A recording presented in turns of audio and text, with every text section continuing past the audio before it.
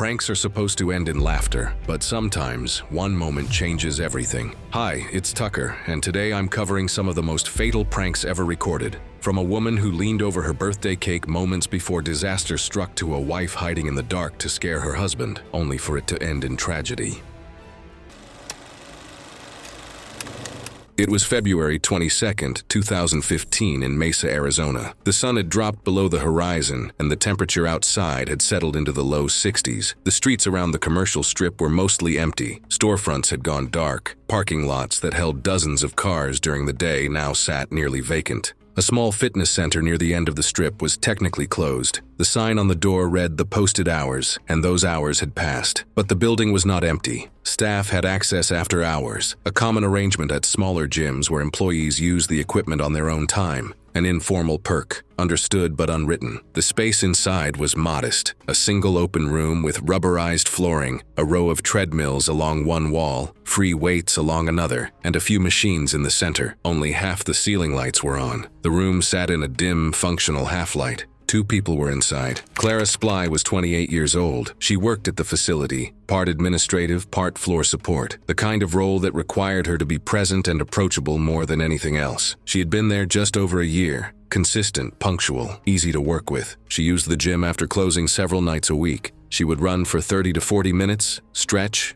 and leave. It was maintenance. Habitual exercise that had become part of her schedule rather than a goal. That evening, she was jogging at roughly 5 miles per hour, a moderate pace. Her hands were off the rails. She was centered on the belt, settled into her stride. The treadmill sat approximately 2.5 feet from the wall behind it. Mounted against that wall was a metal storage rack, heavy industrial style, with exposed steel edges. It had been there since the gym opened. No one had ever considered its proximity to the treadmill a problem. The other person in the building was a co-worker. At some point, he positioned himself beside the treadmill's control panel. He had his phone out, recording. Clara was aware he was nearby. She had no reason to think anything of it. What happened next took less than 5 seconds. The co-worker increased the treadmill speed, not gradually but to near maximum in a single adjustment. The belt beneath Clara's feet accelerated from a moderate jog to a full sprint pace almost instantly. Her stride could not match the change. Within the first second, her feet began slipping backward. The surface moved faster than her legs could cycle. She lost her center of balance, and her body shifted rearward. There was nothing behind her to catch. She was thrown off the back of the treadmill. Her body traveled approximately 3 feet, the full distance between the machine and the wall. The back of her head struck the exposed steel edge of the storage rack before the rest of her hit the floor. The impact was direct and concentrated. The edge contacted the base of her skull with the combined force of her body weight and the rearward momentum from the belt. She lost consciousness immediately and did not move after hitting the ground. The co-worker stopped recording. The treadmill continued running. Emergency services were called within minutes. Clara was on the floor between the treadmill and the rack, unresponsive. She was transported to a nearby hospital where medical staff documented severe trauma to the back of the skull, consistent with blunt force impact against a fixed hard-edged surface. Clara was pronounced dead that night. Investigators examined the facility and the recovered video. The treadmill's speed log confirmed a rapid increase from approximately 5 miles per hour to near maximum within seconds. The footage showed the adjustment, the fall, and the impact in sequence. There was no ambiguity about what had occurred or who had initiated it. The co-worker faced local charges related to reckless conduct resulting in death. It was July 4, 2016. Lake Anna, Virginia was crowded by midday. Boats filled the water, docks were packed, and people moved between music, drinks, and swimming. The weather was clear and hot. It felt like a normal holiday afternoon, with no sense that anything serious could happen. Cody Farrell, 28, worked as a warehouse shift supervisor in Fredericksburg, Virginia. He was easygoing, quick to laugh, and often the target of jokes in his friend group. He was 3 weeks away from his wedding, and that weekend at the lake was his bachelor trip with the groomsmen. His fiancée, Brianna, was in Richmond for her own celebration. The group planned to record a prank to play at the wedding for laughs, wanting to capture his reaction on camera. What most of them knew, but did not take seriously, was that Cody could not swim well. He avoided deep water and stayed near the edges.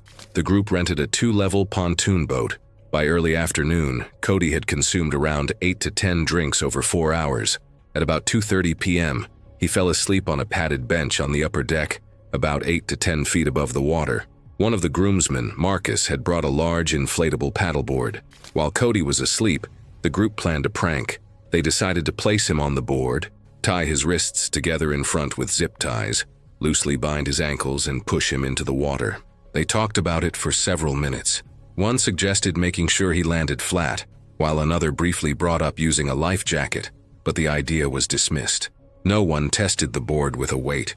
One person prepared to record on a phone as, at around 3:15 p.m., they carried Cody, still mostly unconscious, and placed him on his back on the paddleboard. His arms were tied across his chest before they pushed the board over the railing. However, it did not land flat. The board hit the water at an angle, with Cody's right shoulder striking first. The shift in weight caused the board to roll immediately. Cody fell face down into the water. The board flipped over him, partially covering his upper body as he went face down. His wrists were bound, limiting his ability to push himself up or turn over. His ankles allowed slight movement, but not enough to stabilize himself or regain balance in the water. From the boat, his legs were visible moving under the water. The group initially laughed, assuming he was fine. About 40 seconds passed before the movement slowed. At around 1 minute, one of the groomsmen, Tyler, jumped into the water and tried to flip the board. It shifted and rolled as they tried to grab it, slowing them down. Another person jumped in to help. Together, they managed to turn the board over at about 2 minutes and 20 seconds after he entered the water. Cody was pulled back onto the boat. He was unresponsive and not breathing. One person began CPR. The boat was driven quickly toward the nearest dock. A nearby boater who had seen the incident had already called emergency services. Paramedics arrived at 3:31 p.m. Cody was taken to a nearby hospital, where he was pronounced dead later that afternoon. The medical examiner found a large amount of water in his lungs, confirming he was breathing while submerged. His blood alcohol level was 0.19%. At that level, reaction time and coordination are heavily reduced. The zip ties showed marks from pulling against them. His fingernails showed minor damage, consistent with trying to grip a surface. There were signs of oxygen deprivation in his eyes. The report noted that even without restraints, his intoxication and inability to swim would have made escape unlikely. 3 of the 4 groomsmen were charged with involuntary manslaughter. Marcus, who planned the prank and brought the restraints, faced the most serious charge. A phone video of the incident became key evidence. In court, prosecutors focused on how the situation escalated from a joke into a preventable death. Marcus was sentenced to 8 years in prison for his direct role in organizing and escalating the prank, while the other groomsmen received 2 to 4 years, with some portions suspended depending on their level of involvement. It was June 14th, 2016 in San Diego, California. The early evening was warm, and a mixed-use apartment building near a busy commercial street was active with foot traffic and noise from below. The building had shared balconies facing the street, separated by metal railings and narrow ledges. Cars moved steadily through the intersection beneath the building. Evan Morales was 23 years old and worked as a shipping clerk for a small electronics distributor. He had recently moved into the building with 2 roommates to save money. Evan kept a low profile and was not well known outside his job and small social circle. He spent most evenings at home and rarely stayed out late. That night, a few residents and guests gathered on one of the upper floor balconies. People stood along the railing, talking and watching the street. Alcohol was present, and several people had been drinking. Security in the building was limited, and residents often brought guests onto the shared spaces without restriction. Among the group were 2 acquaintances who had talked earlier about playing a quick joke. One of them had a high-powered green laser pointer he had bought online.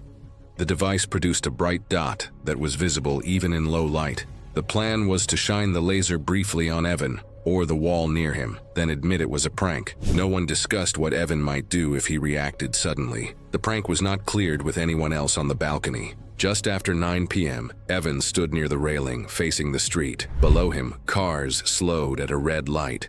From several feet behind, one of the pranksters raised the laser pointer. A bright green dot appeared on Evan's upper chest, then moved to the wall beside him. Witnesses later said Evan stopped moving and looked down at the dot.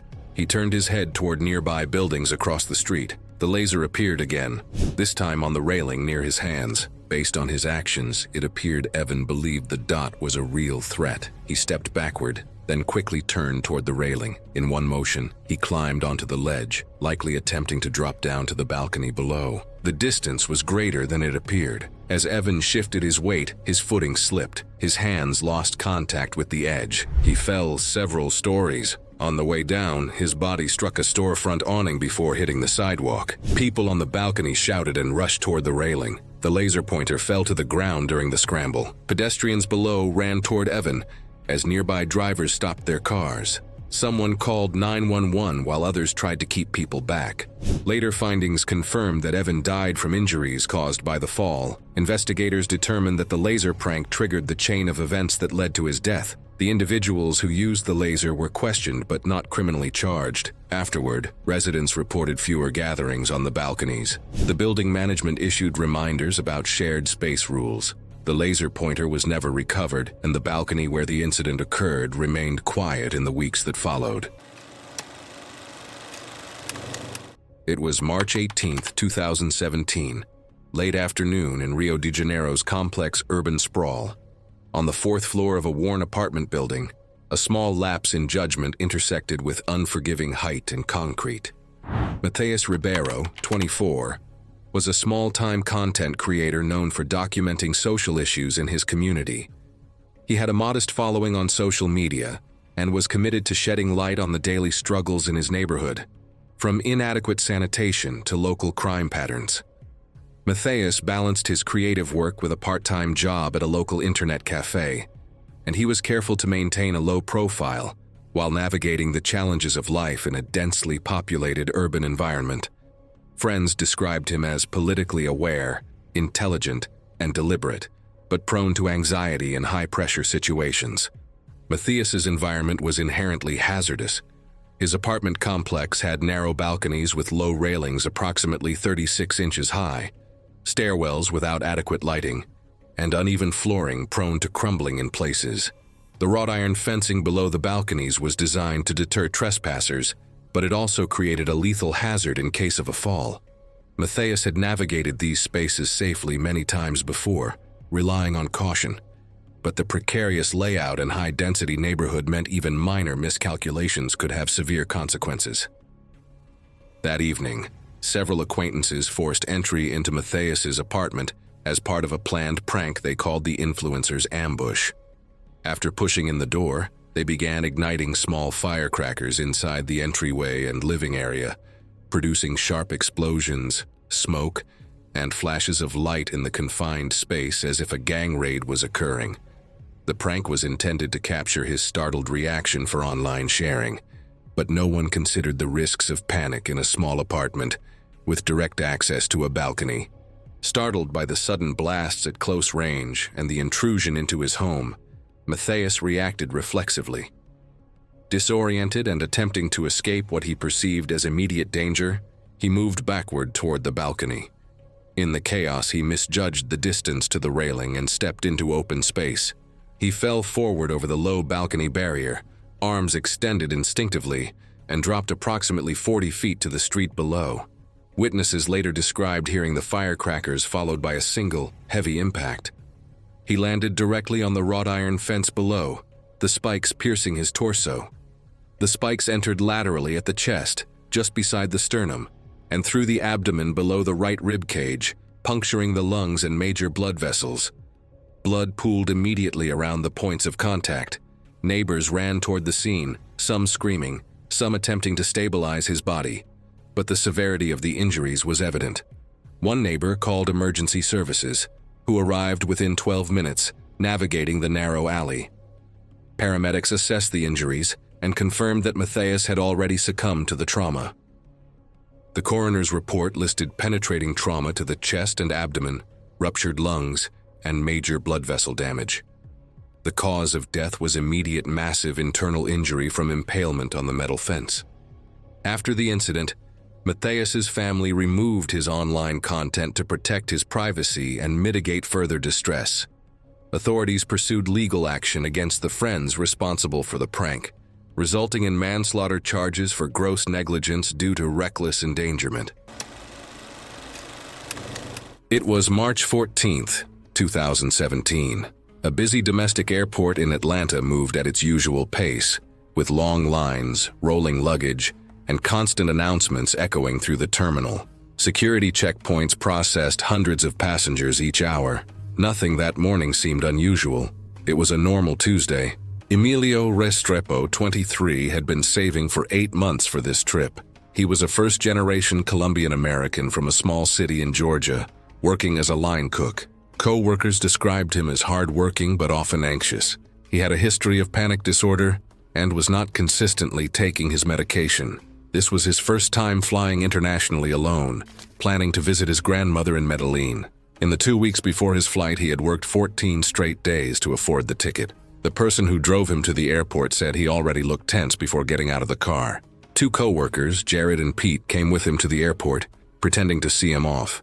While Emilio was distracted at a check-in kiosk, they slipped a small plastic bag into the front pocket of his backpack.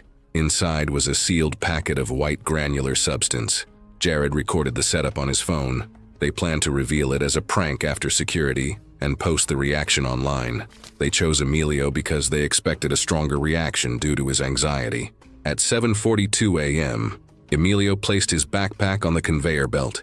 He had already asked a TSA officer twice about removing his laptop. During the scan, the X-ray operator flagged the bag after seeing an unknown sealed packet. Emilio was directed to secondary screening. When the officer opened the pocket and pulled out the bag, Emilio reacted immediately. He said it was not his, repeating it as his voice rose. He looked toward the entrance and saw Jared and Pete standing there, one holding up a phone. His breathing became fast and shallow. He stepped toward the table and was told to step back. He did not follow the instructions. Instead, he turned quickly and reached down toward his right hip, where his phone was clipped in a belt holster. He had done that motion many times before. He was trying to get his phone to show messages and prove he was traveling normally. A nearby airport police officer saw the movement as a possible threat. The sudden turn and reach toward the waist matched a risk pattern.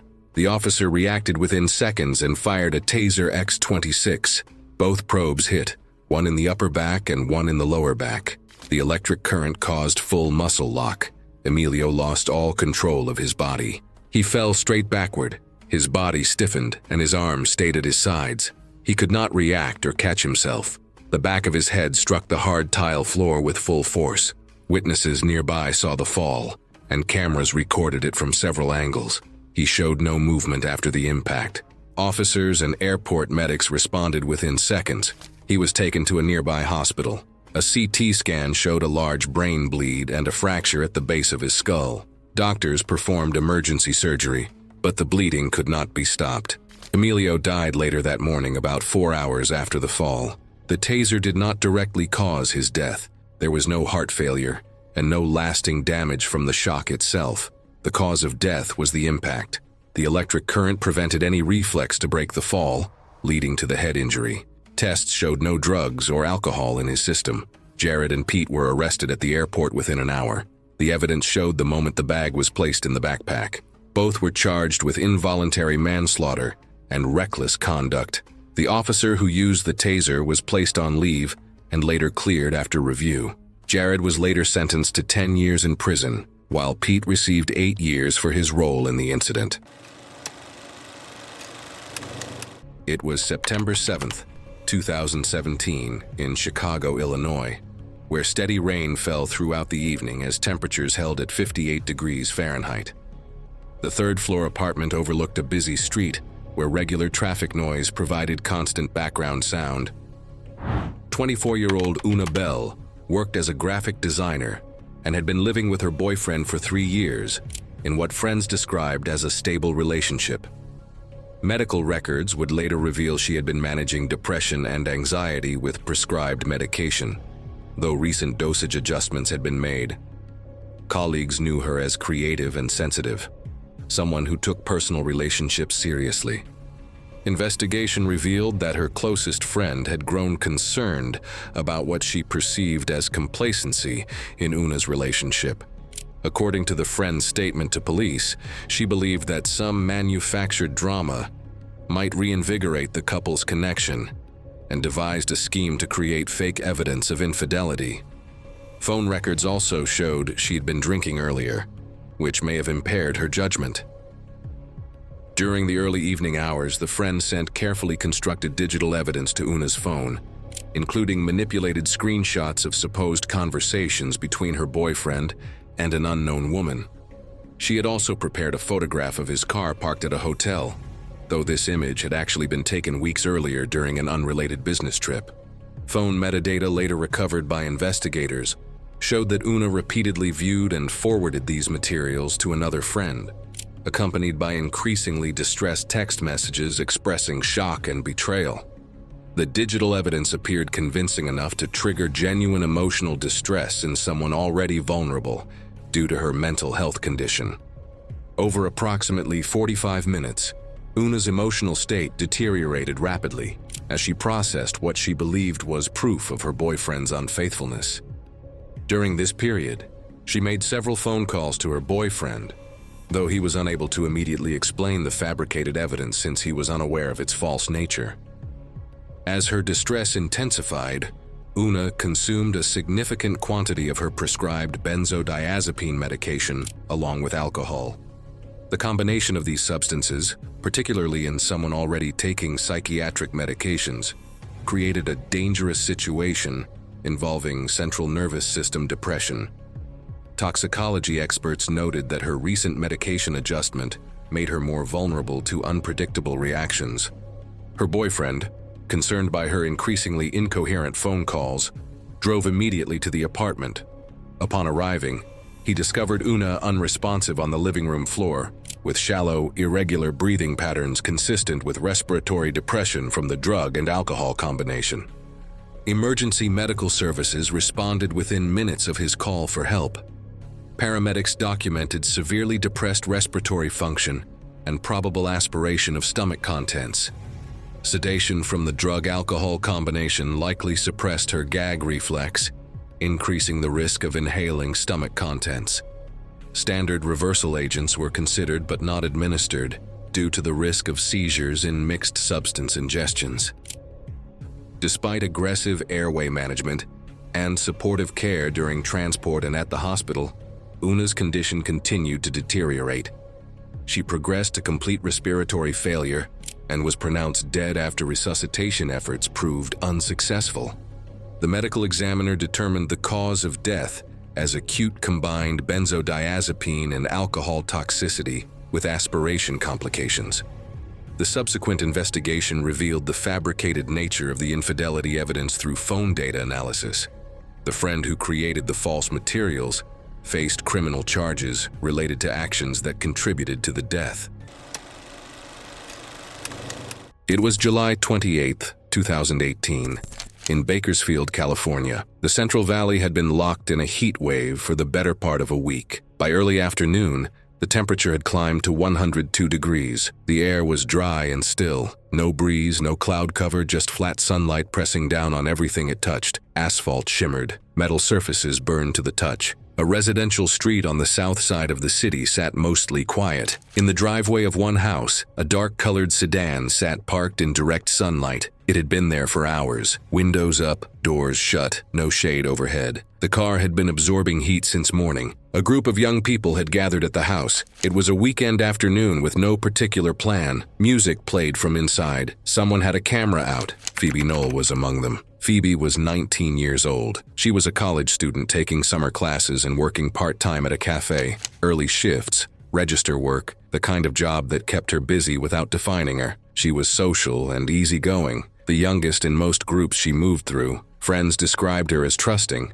not naively, but in the way that comes from never having been given a serious reason not to be. Someone suggested locking a person in the trunk of the sedan as a prank, brief confinement, filmed for reactions, then released. Phoebe was the one who agreed to it. Whether she volunteered or was talked into it was later disputed, but she got in willingly. The trunk was standard size, roughly 12 cubic feet of enclosed space. It had no internal release lever. Ventilation was effectively non-existent. Under normal conditions, the space would be uncomfortable. Under direct sunlight in 102-degree heat, it was something else entirely. The plan was to shut the trunk, film for a minute or two, and open it. The trunk was closed and latched. What began immediately required no action from anyone, just time and physics. A sealed car trunk in direct sunlight does not hold at ambient temperature.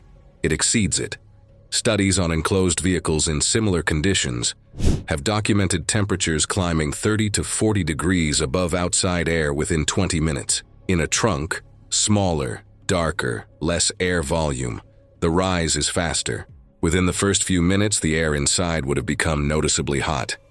Within 10, breathing comfortably would have been difficult. Body heat added to the problem, raising the temperature further. Phoebe struck the interior of the trunk. The sound was muffled. Sheet metal and trunk lining absorbed most of the impact. From inside the house, with music playing, the knocking did not carry. The group became distracted. What was supposed to be a minute or two stretched.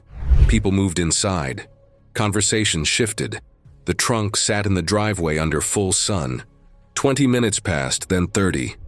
Core body temperature, once it begins rising in an enclosed space with no cooling mechanism, does not plateau. It accelerates. Confusion, loss of coordination, and collapse follow in sequence. The knocking had stopped well before anyone returned to the driveway. When the trunk was finally opened, Phoebe was unresponsive. Her skin was hot to the touch. Someone called emergency services. Responders documented conditions consistent with severe heat stroke.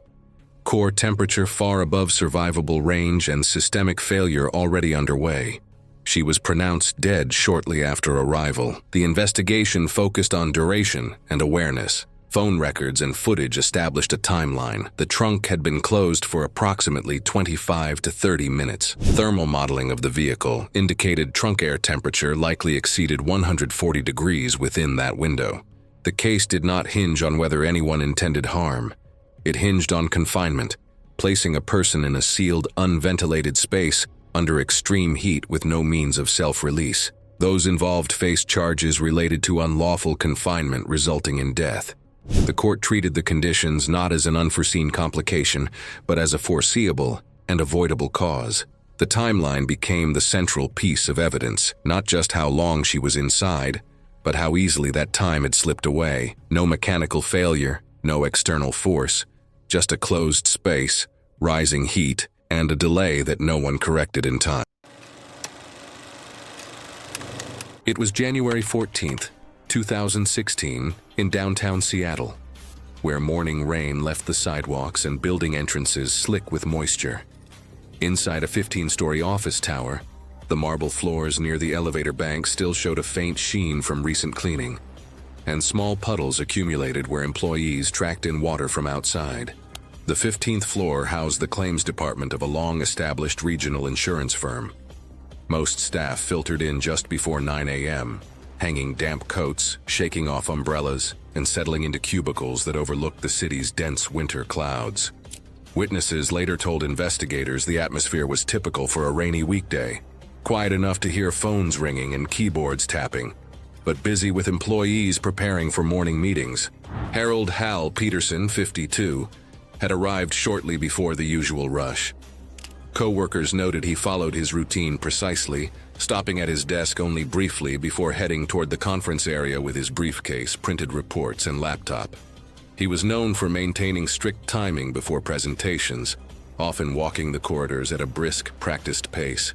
A few minutes earlier, several employees had noticed junior adjuster Jason Mitchell lingering near the break room with a small bottle taken from the kitchenette cabinet. Security footage later showed him applying a thin, nearly invisible coat of cooking oil across a narrow stretch of marble just outside the conference room entrance. Staff members told investigators he had done it as a workplace prank meant to make Hal slip briefly during his usual rushed walk. He then returned to his desk with a clear view of the hallway, and co-workers later recalled him glancing up repeatedly as though anticipating a reaction. At 8:47 a.m., Hal walked toward the conference room, carrying both his laptop bag and an overfilled briefcase. Witnesses saw him approach the conference room at his usual pace, adjusting the shoulder strap of his bag as he neared the freshly polished marble strip. The moment his right shoe contacted the oil, his foot slid forward sharply. He attempted to brace himself, but the combination of the slick surface, the weight of the bags, and his forward momentum caused him to fall sideways. Several employees seated nearby reported hearing the initial slip, followed by a heavy impact, as Hal struck the floor and then the lower portion of the glass wall panel beside the conference doorway. Investigators noted the glass did not shatter, but the corner of the metal frame created a focused point of impact against the side of Hal's head. Witnesses saw him roll slightly onto his back with minimal movement afterward. A pool of blood formed within seconds, spreading across the marble and mixing with the thin layer of oil. Employees called emergency services immediately. Paramedics reached the floor approximately 6 minutes later and began treatment in the hallway. They documented a severe skull fracture and traumatic brain injury consistent with a concentrated lateral impact. Hal never regained responsiveness and was pronounced dead at a nearby trauma facility later that afternoon. Floor staff provided investigators with hallway footage and written statements confirming the sequence of events. The small bottle of cooking oil was recovered from the break room cabinet, and residue on the marble matched the area where Hal slipped. Investigators concluded that Jason had applied the oil as a workplace prank intended to cause a brief slip, not realizing the risk it created. The official finding listed the death as resulting from blunt force head trauma following intentional tampering with a walking surface. Jason was removed from the building during the inquiry and later faced charges connected to the incident. It was March 14, 2023, in Los Angeles, California. The evening was mild, and traffic noise echoed through the downtown streets below a mid-rise apartment building. The building had narrow balconies with decorative metal railings meant to separate residents from the drop to the courtyard. Riley Chen was 21 years old and lived in the apartment with a roommate. She was a college student who posted short reaction clips and lifestyle videos online. Her accounts had a few thousand followers, but her growth had slowed. Friends said she often talked about needing a post that would stand out. In the days before the incident, Riley mentioned doing a near-fall stunt on her balcony. The idea was to make it look dangerous on camera but stay controlled. The plan was not to jump or fall, but to lean outward and then pull back, creating the impression of a close call. Riley bought a basic climbing harness online and borrowed a carabiner. She clipped the harness to the decorative balcony railing behind her. The railing was bolted into the concrete wall and looked solid, but it was designed as a barrier, not as a load-bearing anchor. No secondary line or backup anchor was used. Earlier that afternoon, Riley tested the setup by leaning back slightly. The railing flexed, but held under light pressure. She did not apply full body weight during the test. No one else checked the setup. At around 10:30 p.m., Riley started a live stream from her balcony. Her phone was mounted on a small tripod aimed outward, showing the railing and the open space below. Several hundred viewers joined as she explained she was attempting a controlled stunt. Riley stepped onto the balcony edge and placed one hand on the railing. She leaned forward slowly, letting the harness take some of her weight. At first, nothing moved. The railing bent slightly, then settled. As Riley leaned further, more of her weight transferred to the harness and anchor point. The metal railing began to flex more noticeably. A faint metallic sound was picked up by the phone microphone. The bolts holding the railing to the wall started to pull free. The mount gave way under the load, with the anchor point failing. The harness no longer restrained her movement. Riley lost balance as the railing detached. The live stream camera captured the railing tearing loose before the image jolted.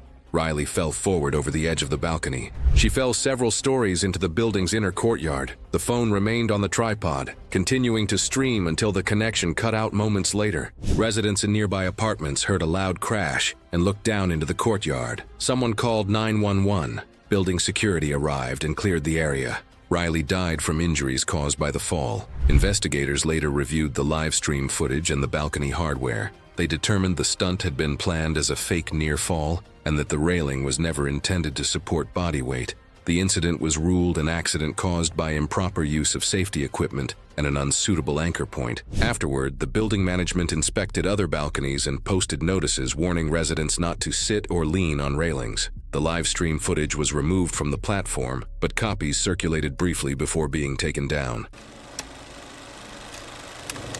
It was July 22, 2014. The narrow dirt paths between rice fields outside Hoi An were still wet after days of rain. First light came just before 5:30 a.m. The area was quiet. A phone had been placed in the brush beside one path before sunrise, already recording. Min Tran, 55, was a rice farmer who had worked the same fields for decades. He raised 2 children mostly on his own after his wife died in 2009. He was known as quiet and hardworking, often in the fields before sunrise. He had a slight hearing loss in his left ear from an earlier accident. Each morning he checked water levels along the paddies, carrying tools over his shoulder. His daughter Lena, 24, was visiting from Da Nang, where she worked as a seamstress and had come home to help with the harvest. That morning, she walked a few steps behind him. Earlier that morning, 2 teenage boys from the village, aged 16 and 17, had coated a section of the raised dirt path with dish soap and cooking oil, then covered it with loose straw.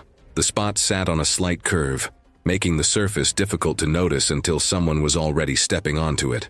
Beside the path, the paddy had been flooded for days, holding several inches of water over thick, heavy mud.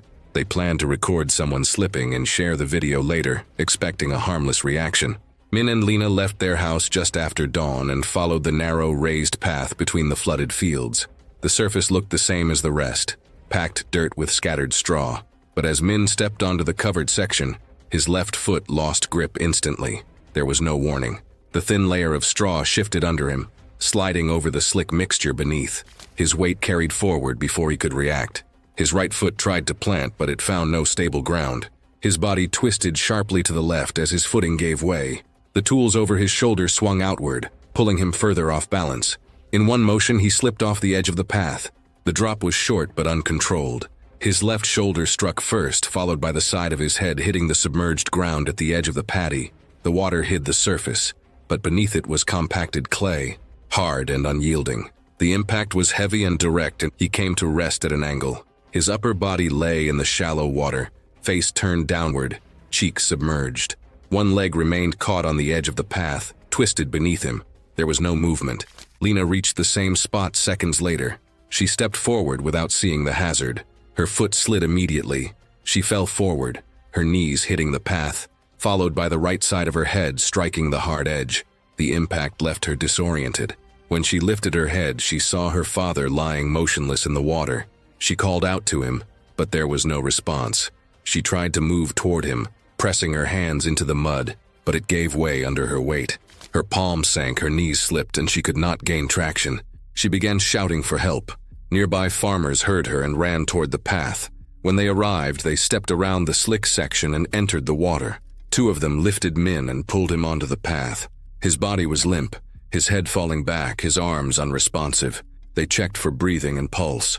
There were no signs of either. CPR was started immediately, but there was no response.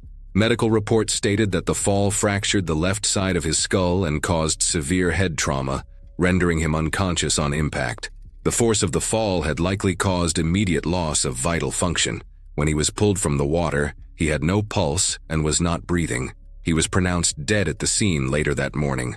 The 2 boys were identified soon after.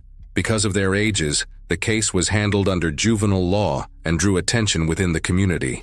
Lena sustained a minor skull fracture and a concussion and was treated in a hospital for several days.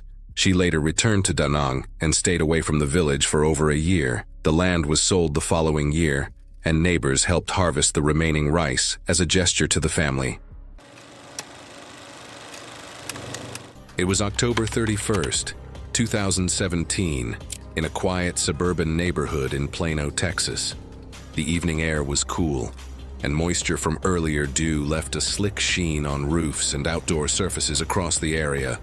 19-year-old Nora Quinn was spending Halloween night alone at her family's 2-story colonial home while her parents attended a neighborhood gathering. A college freshman studying communications, Nora was known by friends as cautious and responsible, often preferring quiet evenings to large social events.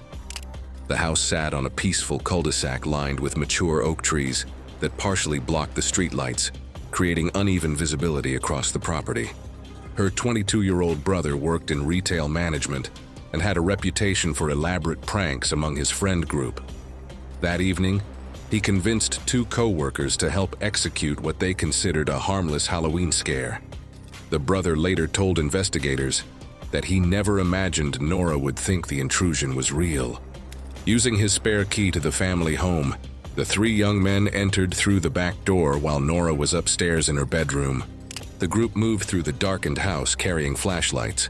deliberately opening drawers and cabinets to simulate the sounds of intruders searching for valuables. They tapped on windows from the inside and created footsteps in the hallway. According to police statements given later, the brother expected Nora would quickly realize it was a prank. Upstairs, Nora heard the unfamiliar sounds and saw moving lights through her bedroom door. Genuinely believing burglars had entered the house, she immediately called emergency services and barricaded herself in her bedroom closet. The recorded call captured her whispered reports of intruders moving through the house, along with audible sounds of doors opening and muffled voices. As the sounds seemed to move closer to the stairway, Nora made the decision to escape through her second-story bedroom window. She climbed onto the composite shingle roof, which had become slippery from the evening's moisture accumulation. Evidence at the scene suggested she had attempted to reach a low-hanging oak branch, approximately 6 feet from the roof's edge. Police responding to her emergency call later documented wet sock prints near the windowsill and visible water beading on the roof surface. As Nora attempted to reach the tree branch, her right foot lost traction on the damp shingles. She slid toward the edge and fell approximately 18 feet, landing directly on the concrete driveway below. Patrol officers arrived roughly 4 minutes after the initial call and discovered Nora unconscious on the driveway. Dispatch logs showed a patrol unit was already passing through the neighborhood for Halloween safety checks, which shortened the response time. Inside the house, they found her brother and his friends removing their masks, having realized something had gone wrong when they heard sirens approaching. Paramedics pronounced Nora dead at the scene. The medical examiner determined that she had suffered a basilar skull fracture and severe brain trauma, consistent with a high-impact fall onto concrete from a significant height. The investigation included analysis of the emergency call recording, crime scene measurements, and police body cam footage that documented the wet roofing conditions and the open bedroom window. Her brother faced charges of reckless endangerment and involuntary manslaughter. The case highlighted the unpredictable consequences of pranks designed to frighten, particularly when the target believes they are facing genuine danger and responds with survival instincts. It was June 22, 2016, in a quiet residential area on the outskirts of Chiang Mai, Thailand. Night had settled in, and the neighborhood was calm, broken only by insects and distant traffic. An active rail line ran behind the homes, ungated, familiar, and often ignored by residents. Naren Chayasit had just turned 24. He worked as a junior drafting assistant for a small construction firm in central Thailand, and still lived with his parents a few streets from his childhood home. Co-workers described him as reliable and quiet, someone who showed up early and left on time. Friends said he didn't enjoy pranks and usually avoided surprises, but he trusted the people closest to him. When his birthday came up, he tried to downplay it. The group decided to celebrate anyway. According to later police interviews, the plan was meant to feel dramatic but harmless. A few friends suggested a surprise party at a nearby house. Before revealing it, they wanted to scare him briefly, something they thought would make the reveal more memorable. The idea was to blindfold Naren, bring him near the railway line at the edge of their neighborhood, let him hear a train approaching, then remove the blindfold and explain the joke. Several friends said they had crossed that section of track many times and believed trains followed a predictable schedule. One friend set a phone on a concrete ledge beside the tracks to record the moment. Another held a phone from the side. Witnesses later said Naren was told they were stopping briefly on the way to dinner. When they reached the rail corridor, someone tied a cloth over his eyes. He laughed and asked where they were. One friend told him to relax and just stand still. They guided him forward. According to the video reviewed later, his feet were positioned between the rails. The blindfold stayed in place. Naren asked again what was happening. A friend standing behind him said it would make sense in a second. At first, the area was quiet. Then a distant train horn sounded, low and muffled. Several friends later said they felt a vibration underfoot and assumed they still had time. As the seconds passed, the horn sounded again, louder and closer. One witness later said that was the moment he realized the train was much nearer than they expected. On the phone recording, a single headlight appeared around the curve, cutting through the trees along the track. At that point, Naren pulled his blindfold away and saw the train. According to witness statements, he froze immediately. His shoulders tensed, and his arms stiffened at his sides. He did not step back or turn away. The recording captured someone urging him to move, assuming he would react once he understood what was happening. Instead, he stood in place, eyes fixed down the track. One friend later told police he thought Naren was still processing the scare, until the horn became continuous and the vibration underfoot intensified. Another reached out toward him, calling his name, but stopped when the train entered full view at speed, leaving no time to intervene. The train engineer later reported seeing a figure on the tracks and immediately sounding the horn while applying emergency brakes. Railway data showed the train was traveling about 35 miles per hour. The distance was too short. The impact occurred seconds later. Naren was struck and thrown clear of the tracks. The fixed phone jolted and tipped. The handheld camera dropped, capturing gravel, shoes moving frantically, and shouting. Neighbors nearby heard the horn and ran toward the crossing. Friends yelled for someone to call emergency services. The train came to a stop several hundred feet down the line. Responders arrived within minutes, but Naren's injuries were severe. He was pronounced dead at the scene. The medical examiner ruled the cause of death as multiple traumatic injuries consistent with a train collision. There were no signs of alcohol or drugs. The report noted no defensive injuries or evidence of attempted escape, consistent with a freeze response under extreme fear. Police reviewed both phone recordings in full and interviewed each friend separately. Several admitted they assumed Naren would move on his own. Charges were filed for reckless endangerment, resulting in death against two individuals involved in positioning him on the tracks. Both later received suspended sentences, citing negligence rather than intent. The birthday decorations stayed in their boxes. In the months that followed, the informal crossing was fenced and warning signs were installed. Railway officials later referenced the case in safety briefings, emphasizing that trains cannot stop quickly and that moments of hesitation near active tracks can be fatal. It was August 22, 2016, in Phoenix, Arizona, where afternoon temperatures reached 112 degrees Fahrenheit under relentless sun. Closed vehicles sitting in direct sunlight measured between 130 and 150 degrees inside, especially those with dark-colored trunk compartments that absorbed heat rapidly. 20-year-old Bastian Stone worked at an electronics retailer in a busy shopping mall and was known among co-workers for his playful nature and love of practical jokes. His colleagues often described him as someone who enjoyed surprising people with harmless scares. He also had a habit of checking his car trunk repeatedly, worried about potential break-ins. What his co-workers didn't know was that the trunk's internal release cable had recently begun sticking intermittently, something Bastian had noticed, but had not yet repaired. His co-worker, who managed inventory at the same store, decided to turn Bastian's trunk-checking habit into what he believed would be a harmless prank. He planned to hide inside the trunk and jump out when Bastian ended his shift, expecting the whole thing to last only 10 to 15 minutes.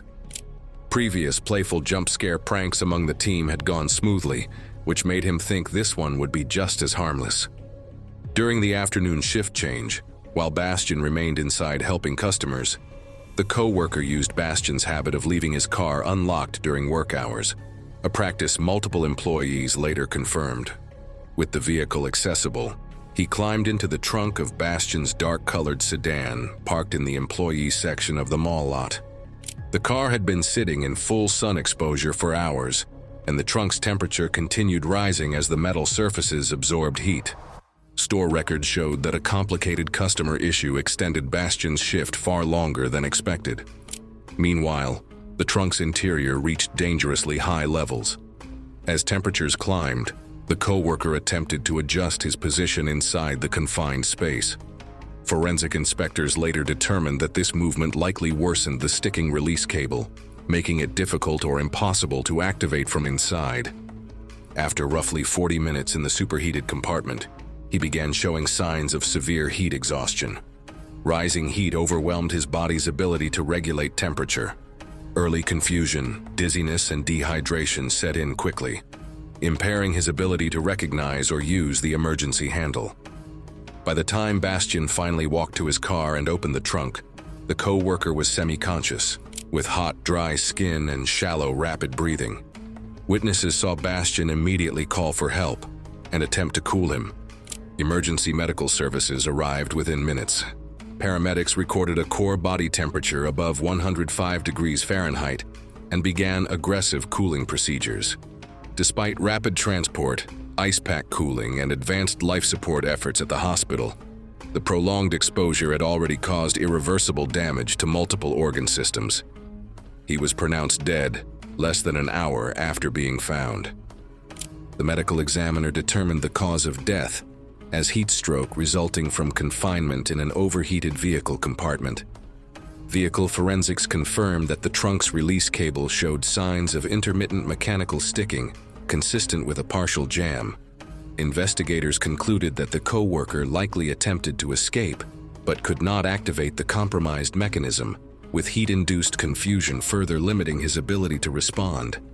The incident underscored how quickly enclosed vehicle spaces can become lethal during extreme heat, and how even simple pranks can turn fatal when mechanical failures and environmental conditions intersect. It was February 8, 2014. A house in Bowling Green, Ohio was loud with music and crowded rooms. Around 40 students moved between spaces as noise carried through the walls. Neighbors had already complained. Inside, the party was busy, unstructured, and no one was paying close attention. One of the guests, Theo Baumgartner, 20, was a second-year university student. He grew up near Toledo and had struggled to fit in during his first year. He didn't go out often and usually kept to himself. In the weeks before, a neighbor had started inviting him to small gatherings, and he began showing up more. He told his mother things were improving, that he was starting to feel included. By around 12:40 a.m., Theo had fallen asleep on a living room couch. He was lying on his back, head tilted slightly to one side, breathing slow and steady. He had not been drinking heavily. He was simply tired, worn down from the noise and the late hour. The few people he knew at the party had moved to another room. A group of 5 students who didn't know him well noticed him asleep. At first, it was casual. Someone picked up a marker and drew a small line on his cheek.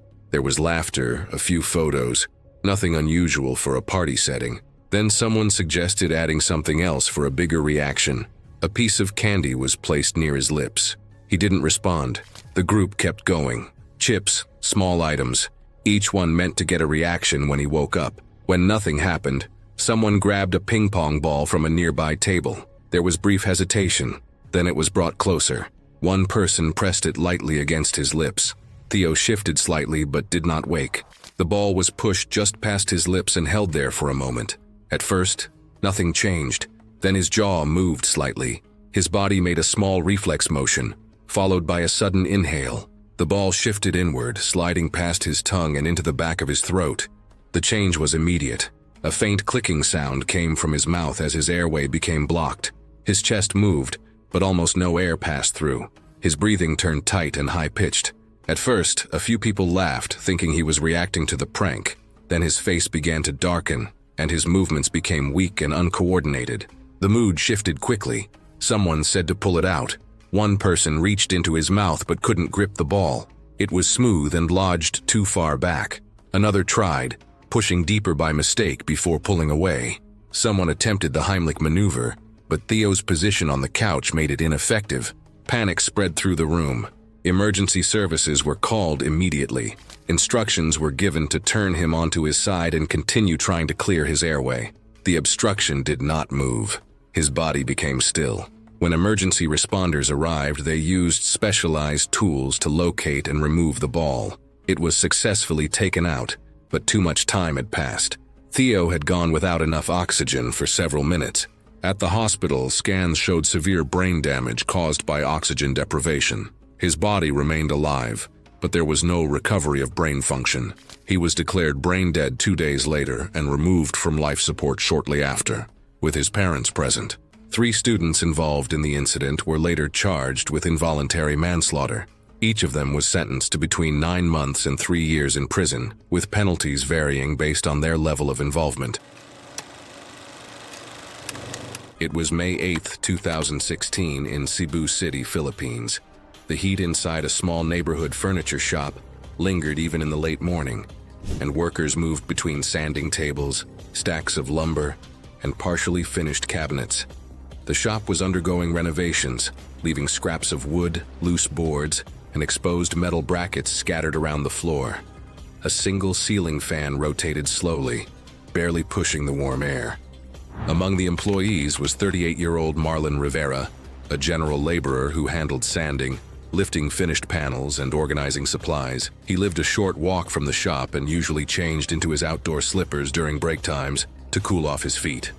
Co-workers said the group often played small pranks, usually harmless, like hiding tools or taping labels to each other's backs. That morning, one of the workers decided to escalate the joke. While Marlon worked in the finishing area, a co-worker picked up his outdoor slippers and hammered a short nail upward through the rubber sole. Only the very tip protruded inside, angled just enough to create a sharp jab when stepped on. According to the prankster's later statement, he expected nothing more than a startled yell or a quick hop, something the group had joked about doing for weeks. He did not consider how the shop's renovation hazards might interact with the prank. The work zone behind Marlon was especially cluttered that week. Renovation crews had opened a narrow trench to run wiring, covering part of it with a loose sheet of plywood to reduce dust. The board sat unevenly on the edges of the cutout, shifting when stepped on. Nearby, metal brackets removed from an old shelving unit were stacked on the floor. One bracket had slid off earlier that morning and ended up leaning at an angle with one corner pointing upward. Workers noticed it but left it where it was, planning to clean the area later. Around noon, Marlon stepped away from his sanding station for a short break. CCTV footage showed him walking toward the corner where he always kept his slippers. He put on the left one first, then slid his right foot into the sabotage slipper. The moment he shifted his weight, he reacted. The nail punctured the skin near his heel, causing him to jerk backward in reflex. The sudden jolt sent his left foot searching for balance. Instead, it landed on the loose plywood sheet behind him. The sheet, about 4 feet by 2 feet, had been laid as a temporary cover over a wiring trench and was resting unevenly on the cutout's edges. When his weight pressed onto its near side, the board pivoted and flipped upward, collapsing his stance instantly and throwing him straight backward. He fell onto a metal bracket that had tipped earlier that morning. Its corner was lodged upright at roughly a 30-degree angle, positioned just beyond the plywood's edge. CCTV footage captured the impact clearly. Marlon's lower back struck the exposed corner with full force, the bracket shifting sideways from the blow before settling flat. Several workers turned at the sound, a sharp, heavy impact followed by the sudden stillness of his body. He lay motionless beside the overturned board, the plywood cracked from the flip, and the bracket partially buried under him. Co-workers rushed over, pulling debris away and calling for assistance as others stepped back, realizing he was not responding. Witnesses later told investigators that he never regained movement from the moment he hit the floor. Emergency responders assessed him where he fell and transported him out of the shop, but the injuries were already catastrophic. The medical examiner later confirmed severe internal hemorrhage caused by concentrated blunt force trauma to the lower back, matching the bracket's position beneath him. The nail puncture that triggered his reflexive step was minor, but it set off the precise chain of events that led to the fatal fall. It was June 17, 2017, in Tulsa, Oklahoma. By early evening, the heat had eased enough for people to gather, and the neighborhood had settled into a quiet pause before the night picked up. Inside a modest home, a small kitchen had been set up for a birthday. Streamers lined the cabinets, and a cake sat on the counter with its candles grouped tightly together. The space was compact, already warm, with only a slightly open window offering little relief. The party was for Jessa Brunt. She was turning 26. Jessa worked the front desk at a small medical office, the kind of job that required patience and the ability to make people feel at ease the moment they walked in. Her birthday gatherings had become a tradition among her circle. Themed, planned, and always filmed. She was not reckless. She was organized, dependable, but she trusted her friends completely, and that trust had never given her a reason to think twice. The group that evening was small, close friends, people she had known for years. Someone had seen a video circulating online where powdered sugar was blown across lit candles to create a brief burst of flame. It looked dramatic on camera. It looked safe enough. The idea spread through the group the way ideas do at gatherings, casually, without much scrutiny. What no one considered was what one guest had actually brought. A full 2-pound bag of cornstarch. Cornstarch is finer than powdered sugar. It suspends in air more easily. And under the right conditions, a dense cloud, an ignition source, a confined space, it behaves less like a kitchen ingredient and more like an accelerant. The candles were lit. Everyone had their phones out. Jessa leaned forward over the cake the way anyone would. The candles were grouped tightly, their flames sitting roughly 4 to 5 inches above the wicks. She drew in a breath. At the same moment, a friend reached into the bag and threw a dense handful of cornstarch directly across the flame line.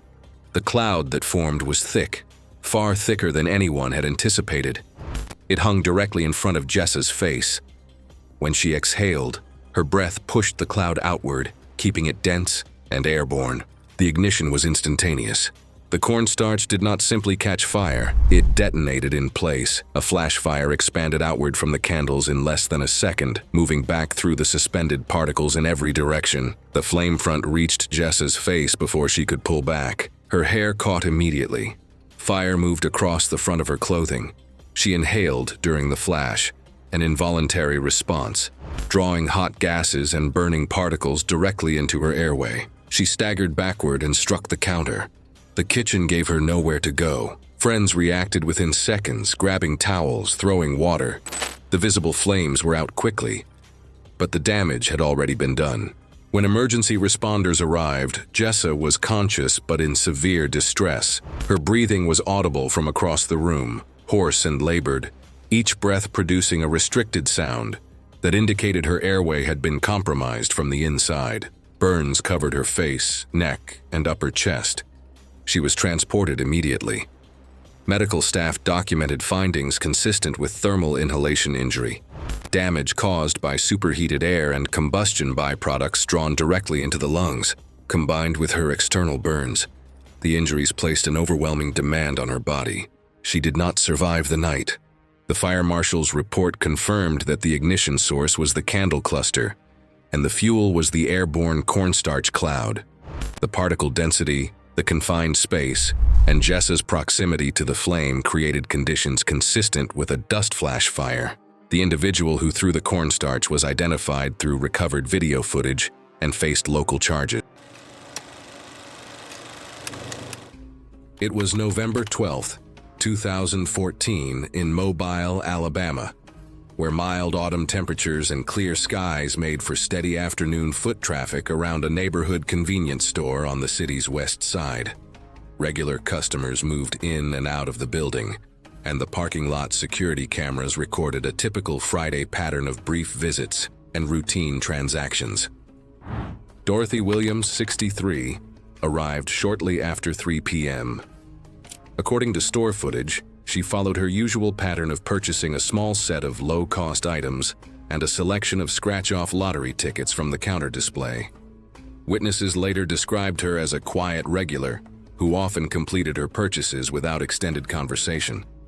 That afternoon, the store was staffed by a single employee, 19-year-old Tyler Jackson, who handled transactions while restocking shelves between customers. Investigators later learned that Tyler had been experimenting with pranks involving altered promotional materials. He had produced a set of imitation scratch-off cards designed to display misleading results when revealed. The cards were not inserted into any state-regulated dispensers, but were mixed into a small stack of promotional giveaway tickets kept near the counter. Several employees reported during interviews that Tyler had shown them these modified cards in the past, describing them as jokes intended to surprise customers with unusual or obviously incorrect results. Security footage confirmed that the promotional stack had been left on the counter within easy reach of customers. When Dorothy completed her purchase, she picked up one of the imitation cards along with her legitimate tickets, a detail Tyler later acknowledged he noticed but did not correct. She returned to her vehicle and began scratching the legitimate tickets first, then the altered one.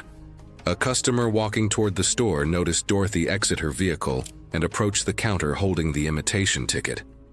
Audio in the store did not capture the full exchange, but investigators noted that Dorothy questioned the legitimacy of the ticket, and Tyler informed her it was not valid and originated from the promotional stack.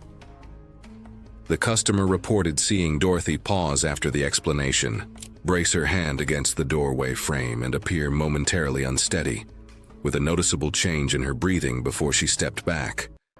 Moments later, she lost balance and collapsed onto the concrete outside the entrance. Moments later, she collapsed onto the concrete apron outside the entrance. Bystanders called emergency services while store employees initiated basic first aid procedures. Responders arrived in approximately 5 minutes and documented an episode consistent with sudden cardiac arrest. Attempts at resuscitation continued during transport but were unsuccessful, and she was pronounced dead at a nearby medical facility. The medical review stated that Dorothy had underlying cardiovascular disease, including hypertension, and that the sudden physiological stress associated with the event was a contributing factor in the fatal arrhythmia. The report did not identify a single isolated cause, but cited an acute cardiac episode triggered during the interaction at the store. Investigators collected the altered promotional cards, along with store footage and employee statements.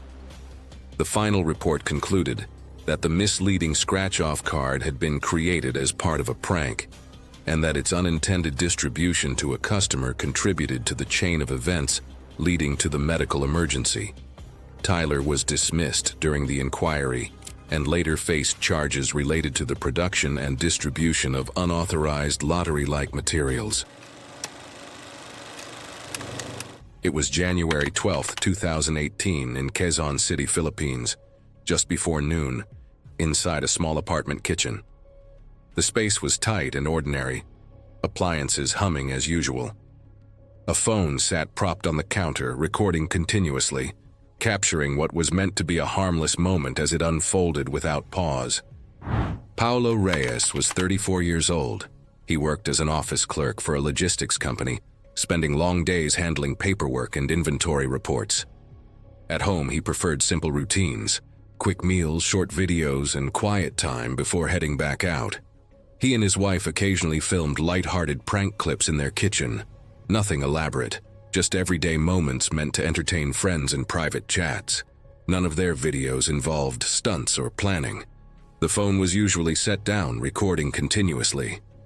That morning, Paulo stood near the counter, peeling a banana. He leaned slightly forward, resting his weight on one foot, scrolling briefly on his phone between bites. His wife stood a few feet away, holding her own phone pointed toward him. The camera angle captured his upper body, the counter, and part of the tiled floor. There was no warning, no setup visible in the frame. As Paulo raised the banana toward his mouth, his wife stepped closer and pushed his head forward in a sudden motion. The push was quick and forceful enough to interrupt his movement mid-bite. The banana entered his mouth deeper than intended and lodged immediately. The phone recorded the moment his body stiffened. Paulo staggered back half a step. His hands flew to his throat. The banana blocked his airway, preventing him from breathing or speaking. The camera audio picked up harsh coughing sounds that quickly turned silent and strained. He bent forward at the waist, then straightened again, trying to draw air that would not come. The phone kept recording as laughter dropped away. Paulo's coughing weakened. He braced against the counter, unable to draw air. His face flushed, his chest strained, and then his knees gave out. He slid down and collapsed onto the kitchen floor as the phone was set down nearby. The footage shows brief twitching as his body struggled, then stillness. His wife shouted for help and tried to clear his airway, but the timestamps show the movement slowed and became minimal within the next minute. A neighbor contacted emergency services after hearing shouting. Dispatch logs show the call at 11:46 a.m. Paramedics arrived within minutes and attempted airway support on the kitchen floor, but Paulo showed no response and was pronounced dead at the scene. The medical examiner ruled the cause of death as asphyxia caused by a complete airway blockage. The banana became lodged deep in the airway, triggering a reflex closure and preventing effective breathing. There were no injuries or medical conditions that contributed. Police reviewed the phone footage, classified the death as accidental, and secured the video as evidence without filing charges. In the weeks that followed, local health agencies cited the case in advisories about choking risks and food-related pranks. It was September 3, 2016, in Dayton, Ohio. By early evening, the neighborhood had settled into a steady rhythm as the day wound down. In a residential garage, a group of young men had been gathered for most of the afternoon. The garage door was open, letting in the remaining daylight. Folding chairs were set up, and a cooler sat against one wall. A casual hangout with nothing out of the ordinary. Ryan Kest was 22 years old. He worked part-time at a local warehouse, physical shift-based work that left him with irregular hours and long stretches of free time. He was social by nature, easygoing, quick to laugh, and almost always willing to go along with whatever the group had in mind. That willingness made him likable. It also meant he rarely questioned the setup before stepping into it. The group had been filming challenge videos for a while. Nothing organized, just recorded games that filled time and got passed around between friends. Tossing objects, reaction tests, and physical gags. The game that afternoon was simple. A person tilted their head back, opened their mouth, and caught a tossed object. No hands. The object was supposed to be a marshmallow. Soft, light, roughly an inch in diameter. The kind of thing that collapses on contact and poses no real risk. Ryan positioned himself without hesitation. Head tilted fully back, chin up, mouth open, arms at his sides. Someone was already recording. What he did not know was that one person had swapped the marshmallow for a ping-pong ball. The swap was not announced. A ping-pong ball is roughly the same diameter as a large marshmallow, about 1.5 inches across. But it is smooth, rigid, and does not compress. Those differences, minor in the hand, become significant in the throat. The ball was thrown from approximately 6 feet away. Ryan's posture, head back, airway open and aligned, made the catch almost automatic. The ball entered his mouth cleanly and moved to the back of his throat before he could react. It lodged across the opening of his airway. The smooth surface gave his throat nothing to grip. He tried to cough, but the ball blocked it. What came out was a muffled, strained sound, his airway already sealed. He stumbled backward almost immediately. The people closest registered something was wrong within seconds. Someone struck him on the back several times while he was still upright. The blows did not dislodge the object. He went down onto the concrete floor before anyone could attempt anything further. Someone called emergency services. Others tried to reach into his mouth, but the ball had moved deep enough that it was not accessible by hand. The garage was not close to a station. Response time ran several minutes at minimum. Those minutes were the margin. Responders arrived to find Ryan unresponsive. They cleared the airway on scene, recovering the ping-pong ball from the upper throat, but he had been without oxygen long enough that the damage was irreversible. He was pronounced dead shortly after. The medical examiner confirmed fatal airway obstruction as the cause of death. The object's smooth surface and diameter created a near-complete seal that resisted both coughing and manual removal. His positioning during the throw, head fully tilted back, was identified as a contributing factor, creating a direct path from mouth to airway. Footage from phones in the garage captured the substitution and the throw, showing how the situation unfolded. Authorities used it to identify who altered the setup, and charges were filed for reckless actions that led to his death. It was June 3, 2019, at a construction site in Denver, Colorado.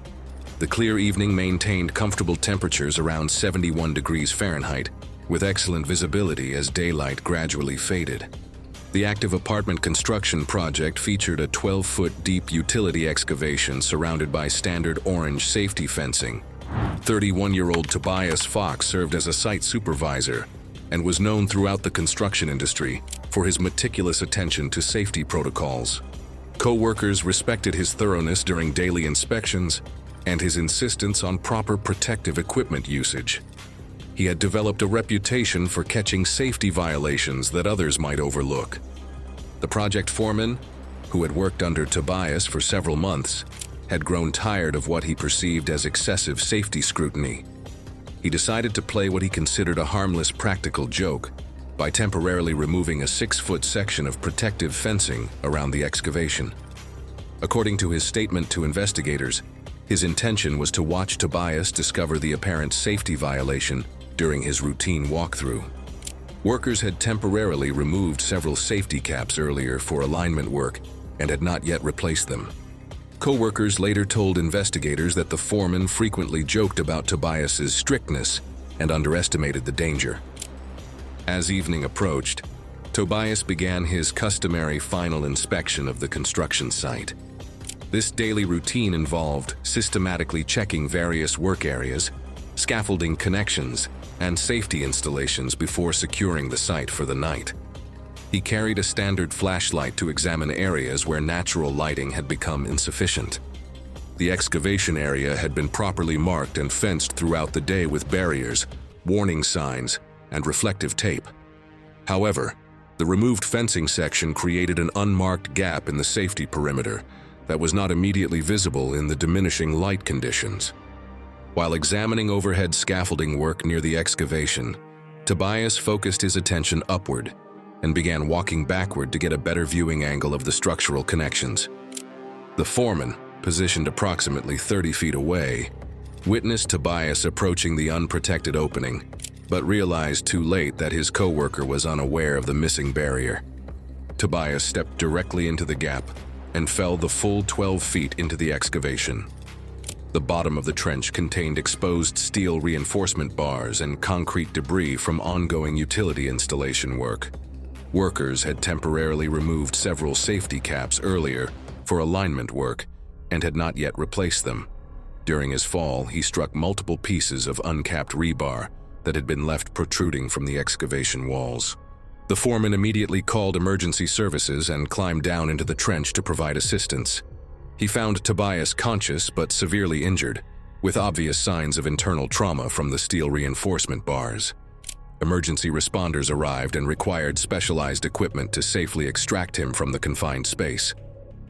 During transport to the hospital, medical personnel noted signs of internal bleeding and initiated trauma protocols. Despite surgical intervention and blood transfusion efforts, Tobias succumbed to his injuries from multiple penetrating wounds that had damaged vital organs. The medical examiner determined the cause of death as hemorrhagic shock resulting from internal bleeding caused by penetrating trauma from steel reinforcement materials. The investigation documented the missing safety fencing through scene photographs and witness statements from the foreman, who admitted to removing the barriers. Criminal charges were filed against the foreman for reckless endangerment resulting in death. It was August 29, 2017, in Flagstaff, Arizona, where late summer heat settled over the city, and delivery drivers moved through their afternoon routes. The highways north of Flagstaff featured steep grades, narrow curves, and frequent elevation changes, conditions that required steady attention from commercial drivers. Reports from other drivers on the same route later described the traffic as light and the pavement dry, with clear visibility across the mountain corridor. Carlos Mendoza, 23, had begun his scheduled circuit through rural delivery points earlier that morning. According to company logs, he was operating a loaded cargo van equipped with standard safety restraints and an onboard GPS unit that tracked position and speed. Co-workers later described Carlos as consistent with his timing and careful with route procedures, often checking in during rest stops to confirm his progress. His phone was kept on the dashboard mount, a common practice among drivers who relied on navigation and dispatcher updates. Investigators later learned that Carlos had asked relatives to contact him if any family medical issues arose, and records showed that his phone was active throughout the day. His cousin, Miguel Mendoza, had sent messages to him before, often using spoofed numbers as part of ongoing pranks. Phone metadata later confirmed that on this day, Miguel used a number masking application to send messages purporting to be from a local medical facility. The texts were timed to reach Carlos while he was traveling through one of the tighter sections of the mountain highway. At 3:18 p.m., the GPS record showed Carlos entering a segment of roadway characterized by a downhill grade and a series of consecutive curves. Around this same time, his phone received multiple spoofed emergency messages. Crash analysts later reconstructed the sequence. The van's speed increased above the posted limit within seconds of the alerts arriving, and braking patterns showed brief, intermittent inputs rather than controlled deceleration. Investigators concluded that the combination of high speed and distraction reduced his ability to react to the approaching turn. Tire marks on the asphalt indicated that the van drifted toward the center line before sharply correcting. The correction steered the vehicle toward the outside guardrail, striking it at an angle that exceeded the barrier's capacity to redirect the van. The rail buckled and detached from two posts, allowing the vehicle to leave the roadway. The van descended a steep, rocky embankment before coming to rest against a stand of small pine trees roughly 180 feet downslope. A driver traveling several minutes behind Carlos reported seeing dust rise from the embankment and notified emergency services. Responders reached the site within 9 minutes and found the van heavily damaged with no signs of survivable injury. The official medical assessment stated that the blunt force trauma sustained during the descent and final impact was incompatible with life. Investigators examined Carlos's phone, confirming that the emergency messages were fabricated and delivered through a masking application. The timing of the texts aligned with the moment the vehicle accelerated beyond safe limits and deviated from its lane position. The final report identified the cause of the crash as loss of control due to driver distraction triggered by fraudulent messages sent as a prank. Miguel was interviewed during the inquiry and later faced charges related to the incident. It was September 3, 2016, along a quiet rural road outside Chiang Mai, Thailand. The area was mostly farmland, with long stretches of open fields and only the occasional vehicle passing through. A narrow dirt pull-off sat beside the two-lane road, commonly used by field workers to rest before continuing their shifts. A small produce shed stood nearby, where a few seasonal workers stored tools and equipment for the surrounding farms. That was where the incident began. 24-year-old Kitisak Arun, known as Kit, worked part-time as a helper at the shed, organizing crates and assisting farmers loading small trucks. Co-workers described him as easygoing and willing to do whatever task was needed. During breaks, Kit and 3 friends often filmed short prank clips for their social page, mostly harmless jokes involving simple props from the shed, tipped hats, fake insects, or playful jumps meant to make viewers laugh. That afternoon, the group decided to film another reaction-based prank. Someone suggested loosening a rung on the old aluminum ladder stored along the wall. The idea was to make it wobble slightly when Kit stepped on it, capturing his startled reaction on video. They had pulled similar pranks before, never removing screws entirely, only tapping a tool against a rung or tilting the ladder slightly to get a harmless laugh. This time, however, one friend removed 2 screws holding a lower rung, expecting it to sag just enough to startle him. They didn't consider that the ladder was often used beside tall, unstable stacks of produce crates. When Kit returned from moving a sack of fertilizer, the camera was already recording from a corner shelf. A co-worker asked him to retrieve a box of ties stored on the higher shelf above the stacked crates. Security footage from the shed showed Kit positioning the ladder beside the crates and placing his weight on the first step. It held. He climbed to the second rung, reached upward, and shifted his weight again. As soon as he stepped on the loosened rung, it tilted downward under his foot. The sudden drop caused him to jerk backward, instinctively tightening his grip on the side rails. That shift pulled the ladder off balance, and because it stood so close to the stacked produce crates, the legs slid sideways. The entire structure tipped. The footage captured Kit falling from a height of roughly 6.5 feet. As the ladder toppled, his back struck the sharp corner of a metal pallet positioned beside the crates. One crate collapsed beside him, spilling produce across the floor. Workers nearby turned immediately at the sound of metal hitting concrete. Kit lay motionless as his friends rushed over, realizing too late that the prank had gone far beyond a simple joke. Someone ran toward the road to flag help from a passing vehicle, while another attempted to keep Kit still. Emergency responders arrived within minutes, but the injuries were severe. The medical examiner later confirmed that he suffered blunt force trauma to the chest, resulting in rapid internal bleeding. He was pronounced dead at the scene. Police interviewed the workers and reviewed the shed's footage. Investigators noted that the removed screws directly contributed to the ladder's instability. The prank was deemed negligent, not intentional harm. The co-worker who loosened the rung was terminated, and the shed's operators reinforced safety rules, banning all pranks on equipment. It was June 18, 2013, in Omaha, Nebraska, where a warm evening and steady 72-degree temperatures kept activity light around a small suburban warehouse complex on the city's northern edge. A maintenance crew had finished its daytime rounds hours earlier, and only a few office staff and late-shift workers remained inside the building as the sun began to set. Frank Rodriguez, 41, worked the evening inventory shift at the distribution facility.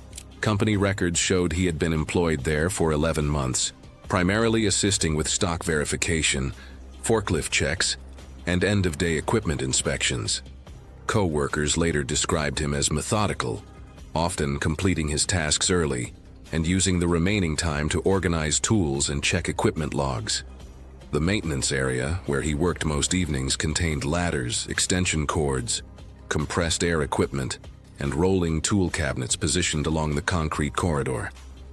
Multiple employees told investigators that a co-worker, 26-year-old Evan Clark, had a habit of staging minor practical jokes. These typically involved harmless alterations to shared equipment, such as switching labels or placing small objects inside tool drawers. Earlier in the week, Evan had discussed setting up what he called a quick scare for Frank involving an air hose commonly used for dusting equipment. Evan believed the noise alone, an abrupt release of compressed air, would startle Frank as he walked into the maintenance bay.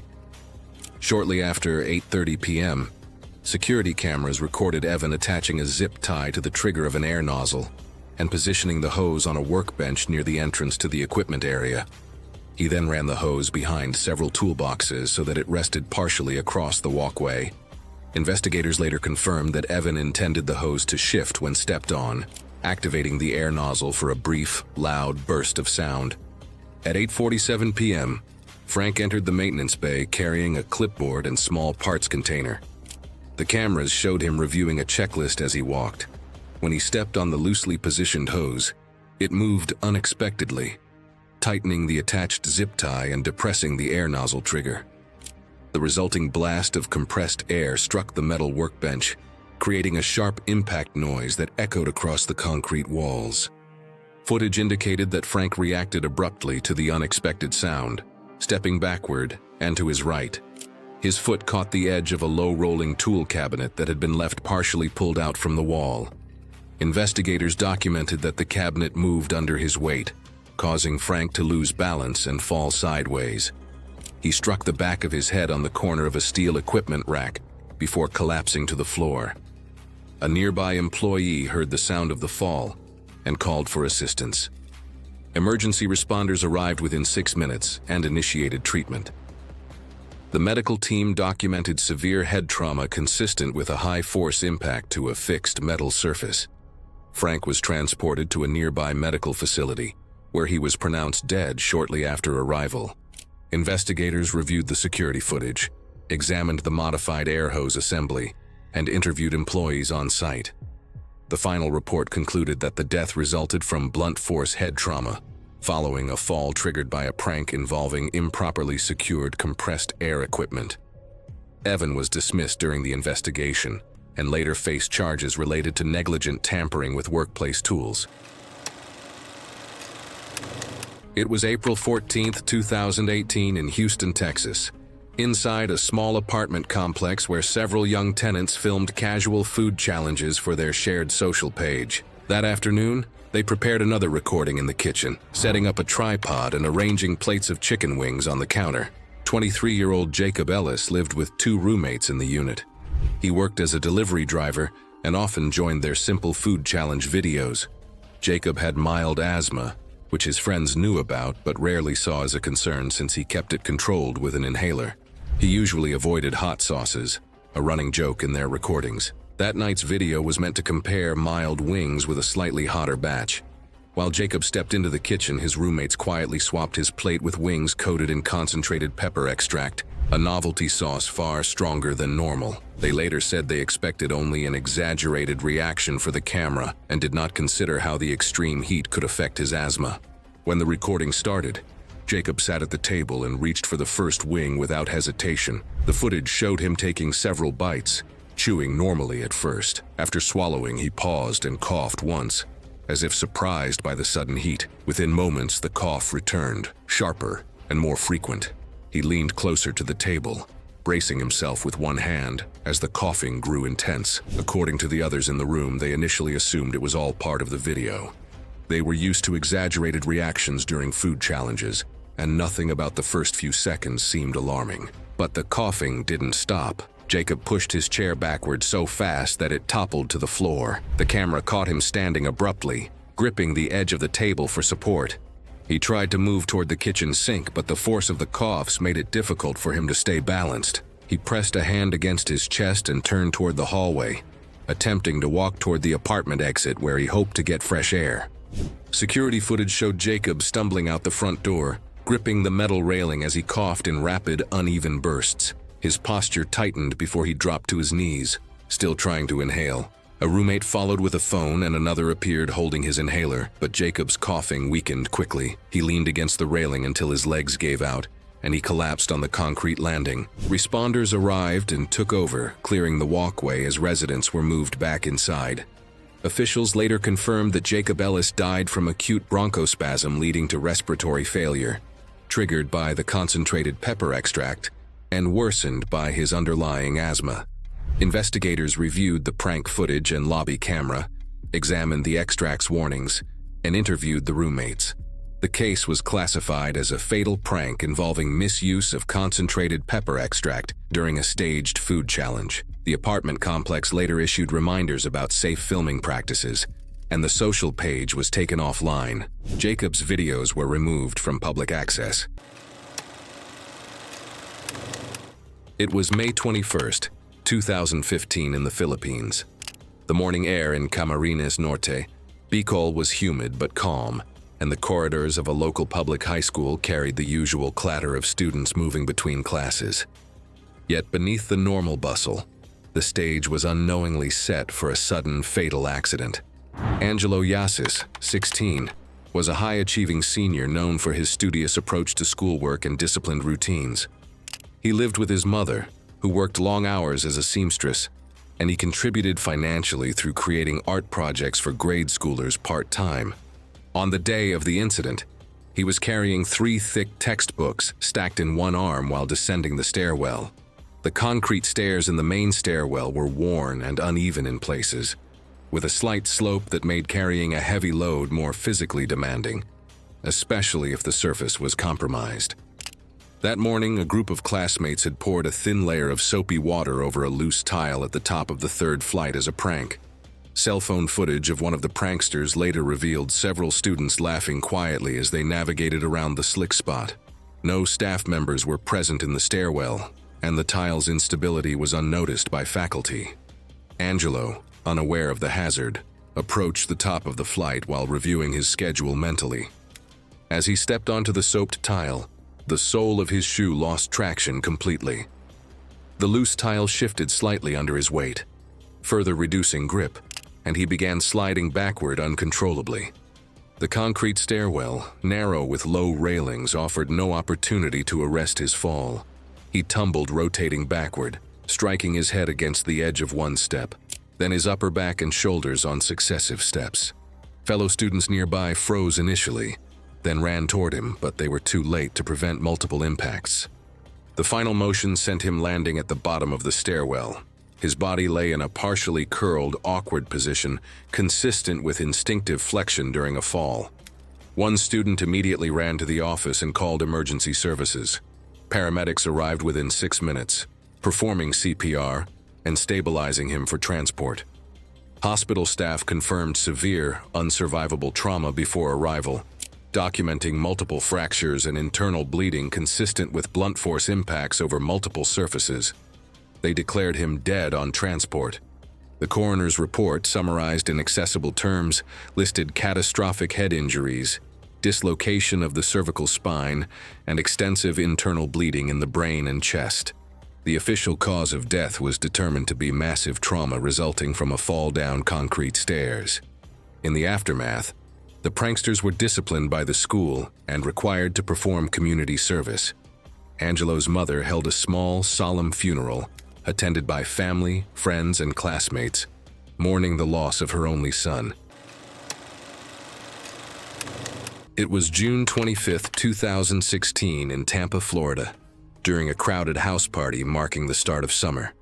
Music played, people drifted between rooms, and attention stayed outside where fireworks were being prepared. Inside the house, a separate joke unfolded, one that no one was watching closely enough to stop. One of the guests was Alex Moreno, 23 years old. He worked part-time at a sporting goods store and shared an apartment nearby with 2 roommates. Friends described him as outgoing and willing to go along with jokes, especially when alcohol was involved. He had no medical conditions and was considered healthy. That night, Alex had been drinking but was still alert and moving around the house, talking with guests. The home belonged to a friend who was moving out at the end of the month.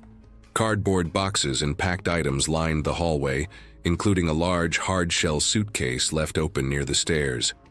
Earlier in the evening, someone joked about how big it was. Alex, laughing, climbed inside to prove he could fit. Several people gathered around, filming briefly on their phones. At first, the suitcase was left open. Alex curled his knees toward his chest, joking and calling out to people nearby. A friend reached down and pulled the zipper partway, stopping at Alex's waist. Someone else zipped it a little farther, still laughing. The zipper closed fully a few seconds later. At nearly the same moment, fireworks were lit outside. A group rushed toward the front yard, cheering and filming the sparks. Music volume increased. The house emptied quickly, leaving the hallway quiet. The suitcase remained upright against the wall. Inside the suitcase, Alex began shifting almost immediately. The hard shell restricted movement, forcing his knees toward his chest. Once fully zipped, airflow was limited to small gaps along the zipper and seams. The fabric lining dampened sound, muting any movement from inside. Video recorded outside during the fireworks later captured faint, irregular thumping coming from inside the house, barely audible beneath music and crowd noise. No one reacted. Most guests were focused on filming the display or talking in the yard. No one returned indoors for several minutes. As time passed, the confined space restricted chest expansion and ventilation. Carbon dioxide rapidly accumulated inside the suitcase, while heat and panic increased oxygen demand, making effective breathing progressively harder. According to the medical review, loss of coordination and strength would likely follow within minutes. Movements inside the suitcase slowed. At some point, the case tipped slightly onto its side, likely from internal shifting. After that, there were no further sounds. Nearly 40 minutes later, a guest went back inside to grab a drink and noticed the suitcase in the living room. Someone joked about Alex still being inside. The zipper was pulled open, but Alex did not respond. Emergency services were called immediately. Paramedics arrived within 8 minutes and attempted resuscitation on the living room floor. There were no signs of recovery. Alex was pronounced dead at the scene. The medical examiner ruled the death as asphyxia from oxygen deprivation. There were no injuries, trauma, or toxic substances involved. Investigators reviewed phone videos and nearby security footage and classified the incident as a fatal prank caused by reckless behavior. No charges were filed. In the aftermath, the homeowner canceled the move-out party and cooperated fully with investigators. Local fire safety officials later cited the case in public advisories about the dangers of enclosed spaces, and the speed at which oxygen loss can occur. The suitcase was logged as evidence and later destroyed. Friends removed party videos from social media within days. Clips of the fireworks remained online briefly before being taken down. It was October 28, 2015. The late afternoon in suburban Arlington, Virginia. Children darted along sidewalks in costumes, and the faint scent of wood smoke lingered from backyard fire pits. However, the calm of the neighborhood masked an invisible hazard, a small, crude setup on the road meant as a prank. David Conde, 32, was a school bus driver known for his punctuality and meticulous attention to safety. He lived with his wife, Sarah, 29, a nurse at a nearby hospital. The couple was expecting their first child and were cautious in daily life, often double-checking locks, car seats, and schedules to ensure safety. David's work required constant vigilance, navigating city streets and managing distracted children. Sarah's nursing shifts were demanding, yet she maintained strict routines for health and exercise, often jogging before work to manage stress. Both were considered careful, responsible, and highly conscientious by friends and colleagues. Their personal life was equally structured. David maintained his vehicle meticulously, checking brakes, lights, and tires daily due to the nature of his job.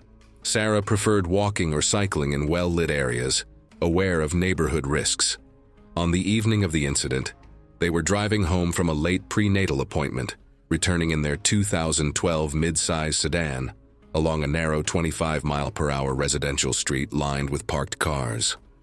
Visibility was average, though the low sun cast long shadows across the asphalt.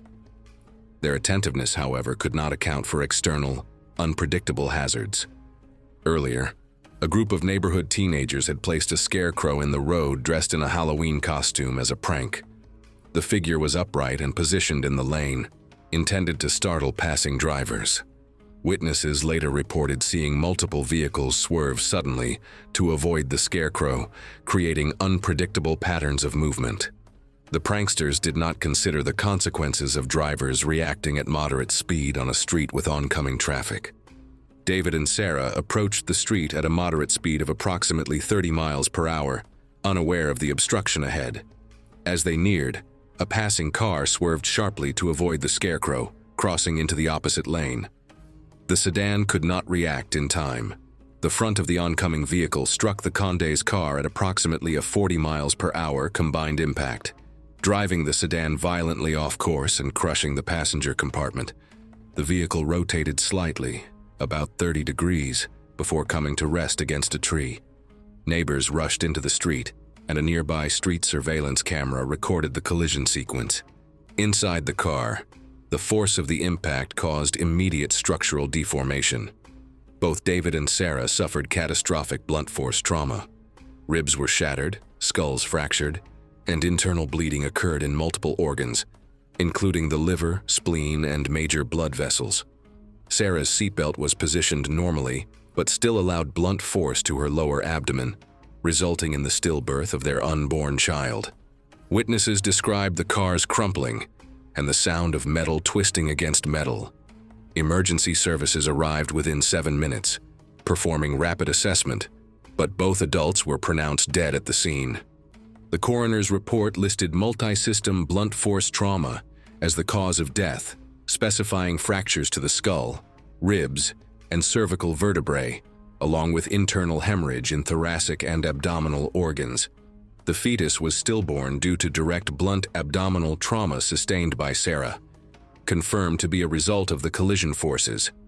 Investigators determined that the collision resulted directly from the other vehicle swerving to avoid the scarecrow, which had been illegally and negligently placed on the roadway. After the incident, local authorities identified the pranksters through surveillance footage and eyewitness statements. They were charged with reckless endangerment and faced fines and community service. No jail time was served due to age and lack of prior offenses. The Conde's funeral was private, attended by family and close friends. It was October 14th, 2017, in Port Charlotte, Florida, during a crowded house party marking the start of the Halloween season. Music spilled into the street as guests moved between the living room, backyard, and driveway. Fireworks popped near the curb, drawing most people outside while smaller pranks continued inside without much attention. Lena Cruz was 21 years old, a college student studying hospitality management. She worked part-time at a cafe and spent weekends with the same group of friends she'd known since high school. They often filmed short prank clips for social media. Simple scares, costumes, and reactions meant to be funny rather than elaborate. With Halloween weekend approaching, the group had been talking about ideas that might get more attention. That night, someone suggested a roadside scare. Lena volunteered to wear a long white dress and stand briefly in the road so passing drivers would see a ghost-like figure in their headlights. One friend would film from the shoulder. The plan was for Lena to step out, wait a second, then move back as the car slowed. They assumed drivers would brake when they saw her, and that the scare would last only a moment. What they failed to account for was the road itself. The street curved slightly, had no paved shoulder, and was bordered by a shallow drainage ditch on one side and a fixed concrete culvert marker on the other. Traffic was light, but cars moved quickly along the unlit connector road, where drivers routinely exceeded posted limits late at night when the street appeared empty. Lena changed behind a parked motorcycle, pulling on a long white dress and letting her hair hang loose. A phone was set a few yards back, aimed toward the curve in the road. Headlights appeared in the distance, growing brighter as a car approached its speed. On video, Lena steps off the pavement, lifting her arms slightly as the dress catches the light. The car does not slow down. The headlights jerk sideways as the driver swerves. The front corner of the vehicle strikes her almost instantly, throwing her onto the road as the car veers into a concrete post and grinds to a stop. Audio on the recording shifts abruptly as the camera jolts and the person filming moves toward the roadway. Lena lies motionless near the impact point, her dress darkening against the asphalt. The driver stumbles out of the car, shouting for help as the engine clicks and goes quiet. Lena's friends place the emergency call immediately, giving the location and reporting a pedestrian strike. The phone continues recording as the group backs away from the road. Responders arrive within minutes and confirm Lena shows no signs of life. The driver is treated at the scene for minor injuries. The medical examiner ruled Lena's death the result of multiple blunt force injuries sustained on impact. Investigators determined the driver swerved to avoid a sudden obstruction on an unlit road and had less than 2 seconds to react. Phone footage confirmed Lena entered the lane moments before the collision, and the driver was cleared of wrongdoing. Investigators also determined that Lena had volunteered for the prank and was not directed or physically restrained by others. No charges were filed against her friends. In the days that followed, local authorities issued warnings urging residents to avoid roadside pranks and costumes near traffic. The video circulated briefly online before being removed by the platform for violating safety policies. The stretch of road remained unchanged, though warning signs were later added nearby. It was April 1st, 2017, in Seattle, Washington. The downtown insurance office was busy. Open cubicles, rolling chairs, and filing cabinets filled the floor, with power strips and cords underneath. April Fool's Day had become an informal tradition in the office. In past years, pranks were small and rarely addressed by management as long as work continued. There were no written rules about them, and supervisors did not intervene unless productivity dropped. Elaine Turner was 56 years old and worked as a senior claims reviewer. Her job involved approving or denying complex insurance claims. She was not a manager, but her decisions carried weight. Elaine kept her desk orderly and positioned her chair close to the workstation. She avoided unnecessary conversation and followed the same routine each morning. Several younger employees worked nearby. Over time, they described Elaine as hard to read and uncomfortable around jokes. Someone suggested that getting a reaction from her on April Fool's Day would be harmless. The group settled on a spider prank, something quiet and visual. They bought a realistic rubber spider and attached it to clear fishing line. The plan was to tape the line to Elaine's desk lamp so the spider would drop onto her keyboard when she powered on her computer. To hide the line, it was run down the back of the desk and taped loosely along the floor. The line crossed part of the space where Elaine's rolling chair moved when she leaned back. They tested the setup once while she was away. One person sat briefly in her chair, but did not roll it back far. The spider dropped as expected. No one adjusted the placement afterward. No supervisor was informed. Just after 9 a.m., Elaine arrived, set her bag under the desk, and pulled her chair in. Several co-workers watched from nearby desks. When she pressed the power button on her computer, the spider dropped onto the keyboard. Witnesses said she reacted by pushing backward in her chair instead of standing. As the chair rolled, one of its wheels caught the fishing line stretched low across the floor. The chair stopped abruptly. Elaine's upper body continued moving. The chair tipped sideways and she fell out of it. Her head struck the metal corner of a filing cabinet behind her desk. People nearby reported a sharp impact sound. She did not stand up. Co-workers rushed over and saw blood pooling near the base of the cabinet. The fishing line remained stretched between the desk and the lamp. The rubber spider hung motionless above the keyboard. Elaine remained unresponsive. Later findings determined that the fall caused a fatal head injury from contact with the cabinet's metal corner. The prank was identified as the direct cause of the fall. The employees involved were terminated and later faced a civil wrongful death case, though no criminal charges were filed. That section of the office remained closed for the rest of the day. Elaine's desk was never reassigned. The dented filing cabinet was removed weeks later.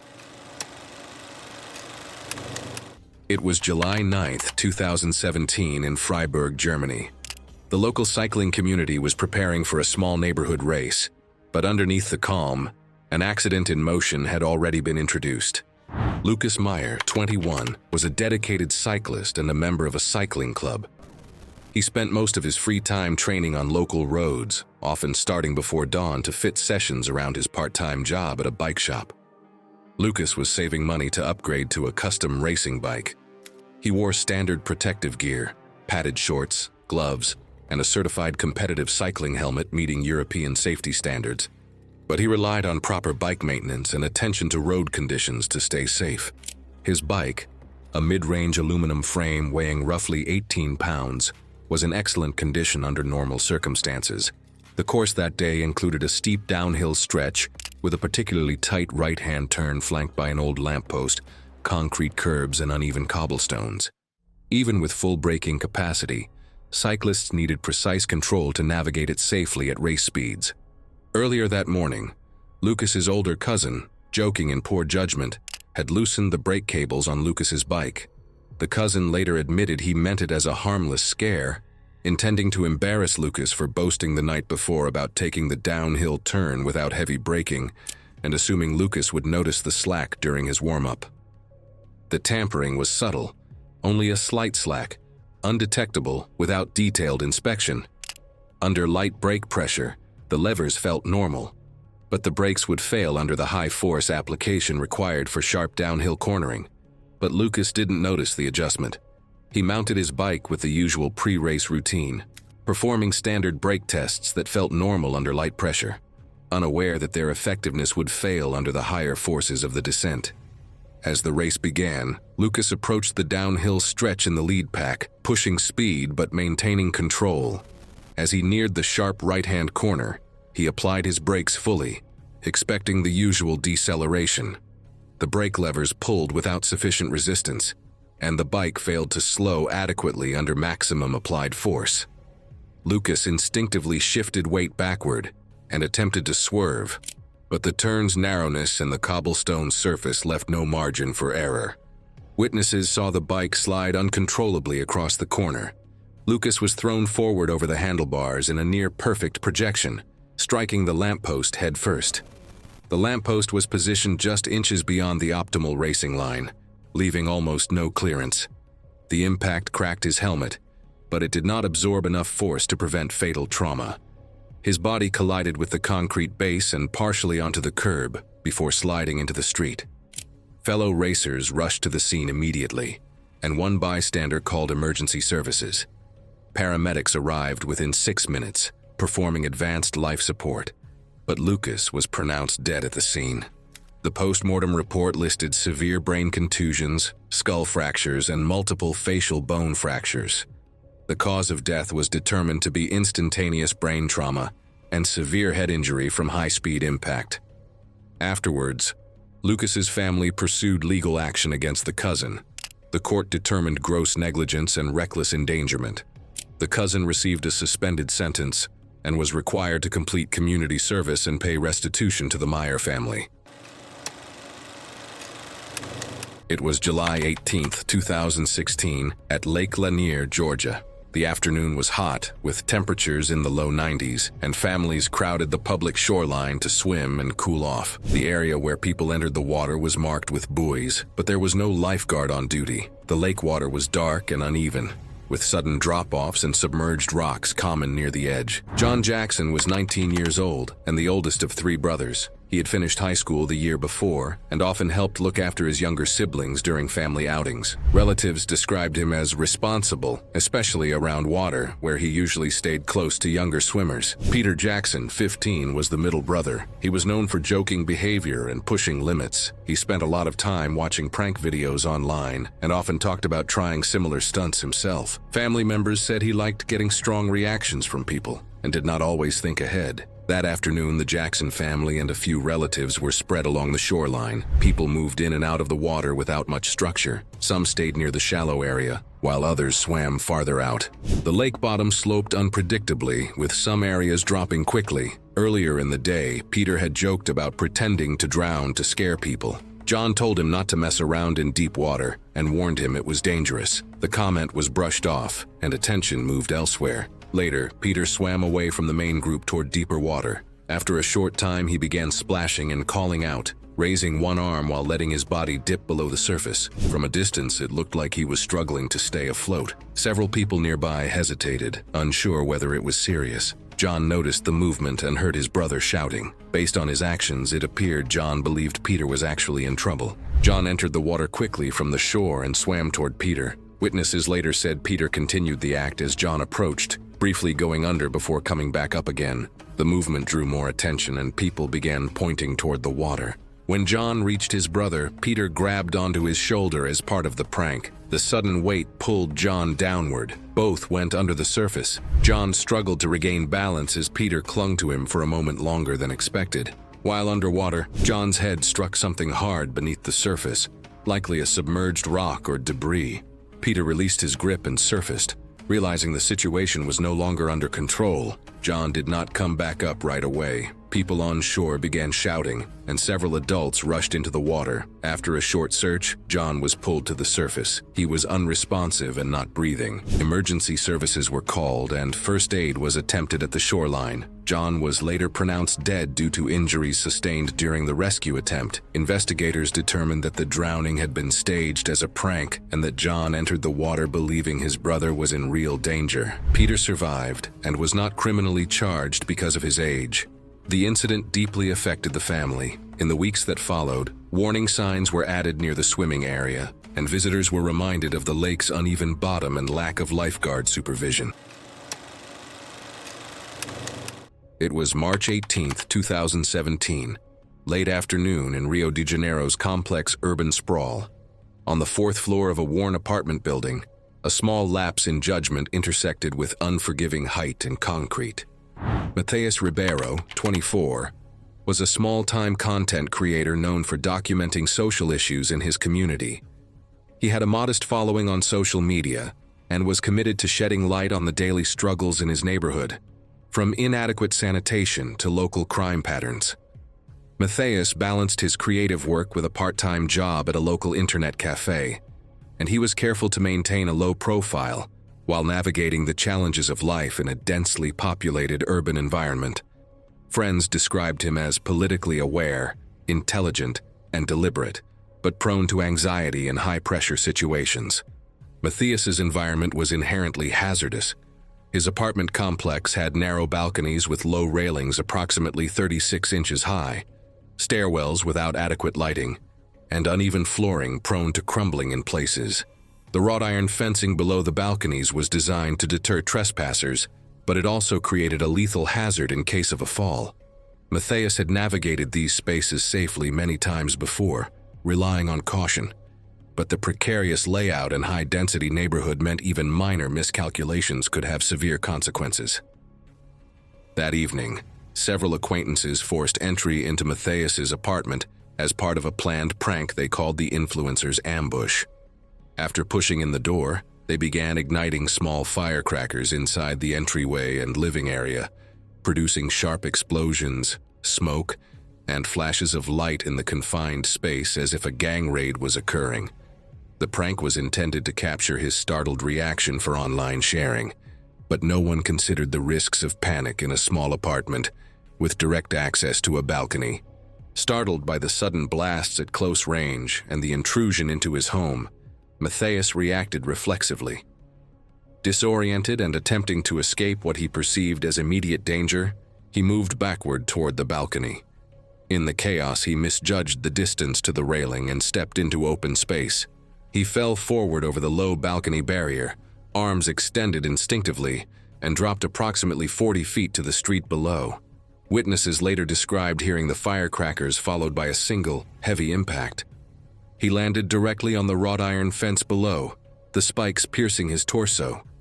The spikes entered laterally at the chest, just beside the sternum, and through the abdomen below the right rib cage, puncturing the lungs and major blood vessels. Blood pooled immediately around the points of contact. Neighbors ran toward the scene, some screaming, some attempting to stabilize his body. But the severity of the injuries was evident. One neighbor called emergency services, who arrived within 12 minutes, navigating the narrow alley. Paramedics assessed the injuries and confirmed that Matthias had already succumbed to the trauma. The coroner's report listed penetrating trauma to the chest and abdomen, ruptured lungs, and major blood vessel damage. The cause of death was immediate massive internal injury from impalement on the metal fence. After the incident, Matthias's family removed his online content to protect his privacy and mitigate further distress. Authorities pursued legal action against the friends responsible for the prank, resulting in manslaughter charges for gross negligence due to reckless endangerment.